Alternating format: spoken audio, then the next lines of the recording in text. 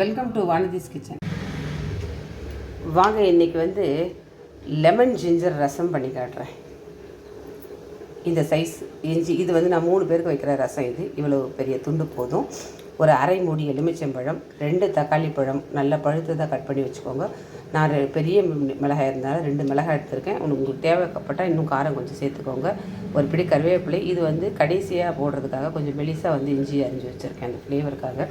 இது வந்து பருப்பு வேக வச்ச தண்ணியை தனியாக வடித்து வச்சுருக்கேன். இது வந்து பருப்பு மசிச்சு வச்சுருக்கேன். வாங்க பார்க்கலாம்.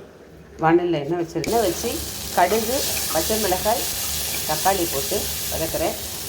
அந்த நான் காட்டின அந்த அளவு இஞ்சியை வந்து இந்த மாதிரி ரஃப்பாக வந்து நசுக்கி போட்டுக்கோங்க. போட்டுட்டு நல்லா வதக்கணும். இதில் வந்து புளி கிடையாது, மிளகு சீரகம் கிடையாது. செம்ம டேஸ்ட்டாக இருக்கும். சூடான சாதத்தோடு வச்சு சாப்பிட்டிங்கன்னா அவ்வளோ பிரமாதமாக இருக்கும். இதுக்கு பெருங்காயமும் போட தேவையில்லை. இஞ்சி வந்து ஆல்ரெடி நமக்கு வந்து டைஜஷனுக்கு நல்லாவே ஹெல்ப் பண்ணும். அதனால் பெருங்காயம் போட வேண்டாம். தக்காளி, பச்சை மிளகாய் எல்லாம் நல்லா இஞ்சி எல்லாம் நல்லா வதங்கிடுச்சு. இப்போ அந்த வேக வச்ச பருப்பு தண்ணியை ஊற்றிக்கிறேன். முதல்ல அந்த தண்ணியை ஊற்றிட்டு அது கூட கொஞ்சம் தண்ணி ஊற்றி நல்லா கொதிக்க வச்சுட்டு அதுக்கப்புறமா வந்து அந்த கடைஞ்ச பருப்பை சேர்க்கலாம். கொஞ்சம் நேரம் கொதிக்கணும். தேவையான தண்ணி ஊற்றியிருக்கிறேன்.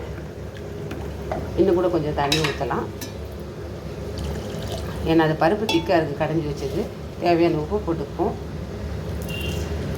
இது நல்லா கொதித்து அந்த இஞ்சியில் இருக்கிற அந்த சாறு முழுக்க ரசத்தில் இறங்கட்டும்.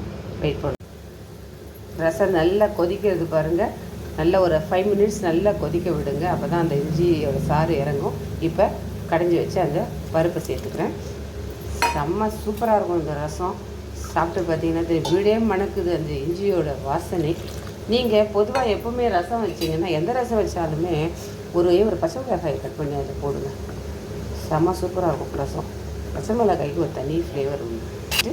ஒரு 5 மினிட்ஸ் வெயிட் பண்ணிவிட்டு கொஞ்சம் சூடு குறைஞ்சதுக்கப்புறமா லெமனை புழியலாம். ரசம் ரெடி ஆகிடுச்சு.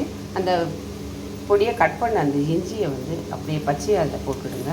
அது நல்லா வந்து அந்த சூட்டில் சரியான ஃப்ளேவர் கொடுக்கும். கொஞ்சம் ஆறுனதுக்கப்புறம் லெமனை புழிங்க. நான் இப்போ சூடாக இருக்குதுனால நான் புழியலை. ரசம் ஆறிடுச்சு. இப்போ நான் வந்து ஒரு அரை மூடி லெமன் புழிஞ்சிக்கிறேன். புளிப்பு பார்த்துட்டு எடுத்துக்கோங்க. காரம் புளிப்பெல்லாம் வந்து செக் பண்ணிவிட்டு நீங்கள் எலுமிச்சம்பழத்தை லெமனை பிழிஞ்சிட்டு இந்த மாதிரி ஒரு 2 பீஸ் அதில் கட் பண்ணி போடுங்க. செம்மையாக இருக்கும். சாப்பிடும்போது அதை எடுத்துருங்க.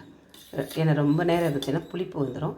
பட் அந்த தோலோடு அந்த லெமனை கொஞ்சம் கட் பண்ணி போடுறதுல ஒரு நல்ல ஃப்ளேவர் வரும்.